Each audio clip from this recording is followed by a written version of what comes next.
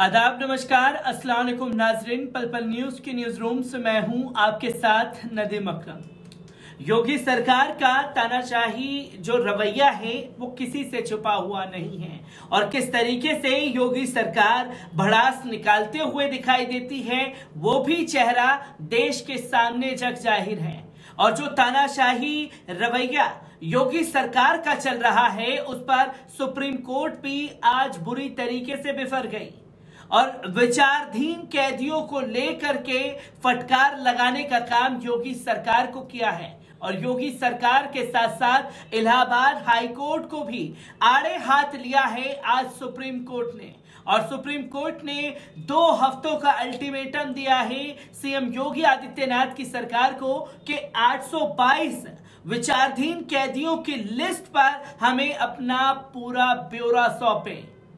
जो विचाराधीन कैदी हैं यानी कि शक के आधार पर उन पर अभी पूरी तरीके से आरोप सिद्ध नहीं हुए हैं और विचाराधीन कैदियों को जेल की सलाखों के पीछे डाला गया है और उन्हें जमानत याचिका नहीं लेने दी जा रही और तो और उनको पैरोल पर भी बाहर आने नहीं दिया जाता, जिसकी तस्वीरें लगातार लोगों के सामने आ रही हैं। और पैरोल तब लिया जाएगा जब आरोपी के ऊपर पूरी तरीके से कोर्ट द्वारा आरोप सिद्ध हो जाएंगे और फिर सजा होगी। सजा के दौरान आरोपियों को पैरोल लेने दी जाती है, पर यहां पैरोल से पहले जमानत याचिका नहीं लेने दी जाती, जिस पर इलाहाबाद हाई कोर्ट को भी आड़े हाथ लेने का काम किया है। जो योगी सरकार खुले तौर पर विचाराधीन कैदियों के नाम पर संविधान की धज्जियां उड़ाने पर लगी हैं। किस तरीके से सुप्रीम कोर्ट ने आज कड़ा एक्शन लिया है, एक बार इस पूरी रिपोर्ट पर नजर डाल लेते हैं। सुप्रीम कोर्ट ने कड़े शब्दों में उत्तर प्रदेश सरकार और इलाहाबाद हाई कोर्ट को फटकार लगाई है। पिछले काफी लंबे समय से उत्तर प्रदेश के जेलों में ऐसे कैदी बंद हैं जिनके मामले विचाराधीन हैं। ऐसे कैदियों को रिहा न करने पर सुप्रीम कोर्ट ने नाराजगी जताई है।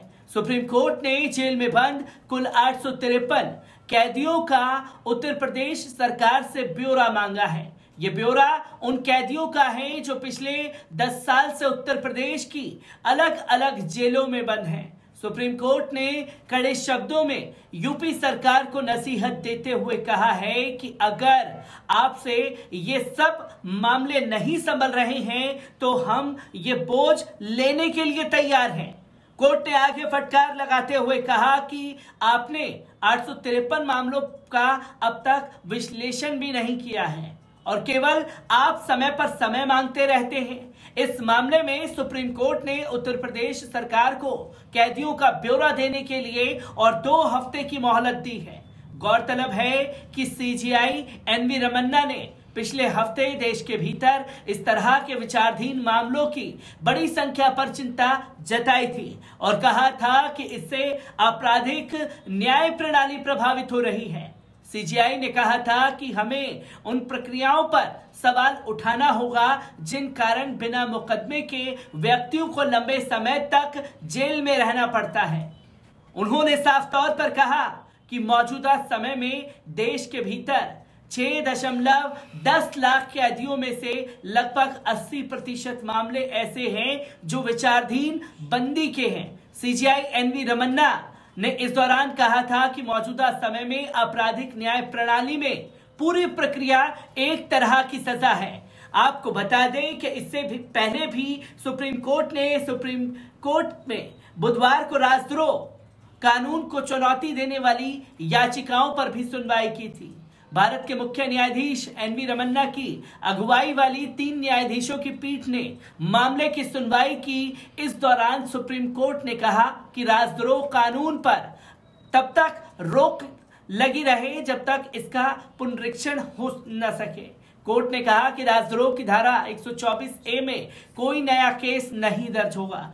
विशेषज्ञों ने इसे सुप्रीम कोर्ट का ऐतिहासिक फैसला बताया। हालांकि इस बीच कानून मंत्री किरण रिजिजू का भी बयान सामने आया। उन्होंने कहा कि किसी को भी लक्ष्मण रेखा नहीं लांघनी चाहिए। इससे पहले सुप्रीम कोर्ट ने सभी मामलों पर रोक लगा दी है। राजद्रोह में बंद लोग बेल के लिए कोर्ट जा सकते हैं। कोर्ट ने कहा है कि नई एफआईआर होती है तो वे कोर्ट जा सकते हैं। इसका निपटारा जल्द से जल्द कोर्ट करे। चीफ जस्टिस ने कहा कि केंद्र सरकार कानून पर पुनर्विचार करेगी। सुप्रीम कोर्ट ने कहा कि कोई भी प्रभावित पक्ष संबंधित अदालतों से संपर्क करने के लिए स्वतंत्र है। साथ ही अदालतों से अनुरोध किया जाता है कि वे वर्तमान आदेश को ध्यान में रखते हुए उस पर विचार करें। सुप्रीम कोर्ट की बेंच ने अपने आदेश में कहा है कि हम उम्मीद करते हैं कि जब तक कानून के उक्त प्रावधान पर फिर से विचार नहीं किया जाता है तब तक केंद्र और राज्य नई प्राथमिकताएं दर्ज करने की धारा 124A के तहत कोई जांच करने या कोई भी दंडात्मक कार्रवाई करने से बचेगी। प्रधान न्यायाधीश ने आदेश में कहा कि अटॉर्नी जनरल ने पिछली सुनवाई में राजद्रोह कानून के दुरुपयोग के कुछ स्पष्ट उदाहरण दिए थे, जैसे कि हनुमान चालीसा के पाठ के मामले में। इसलिए कानून पर पुनर्विचार होने तक यह उचित होगा कि सरकारों द्वारा कानून के इस प्रावधान का उपयोग न किया जाए। सुनवाई के दौरान केंद्र की ओर से एसजी ने कहा कि हमने एक प्रस्ताव तैयार किया है। हम एक संज्ञेय अपराध को नहीं रोक सकते जो कि किया जाएगा, लेकिन हमने एक प्रपोजल तैयार किया है जिसमें एफआईआर तभी दर्ज हो जब एसपी स्तर के अधिकारी या उससे ऊपर के अधिकारी को लगता है कि राजद्रोह का आरोप लगाया जाना चाहिए।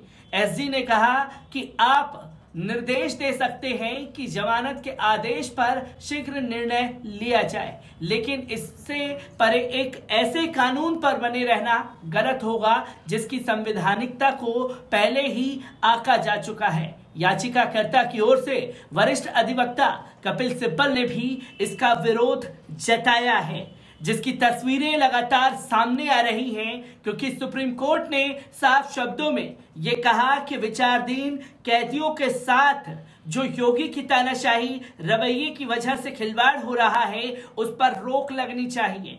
2 हफ्तों का अल्टीमेटम दिया गया है सीएम योगी आदित्यनाथ की सरकार को। इलाहाबाद हाईकोर्ट को भी इसमें फटकार लगाई और साफ शब्दों में कहा कि अगर आपसे केस नहीं संभल रहे हैं तो ये पूरा भार संभालने के लिए हम तैयार हैं, पर संविधान का मजाक नहीं बनना चाहिए।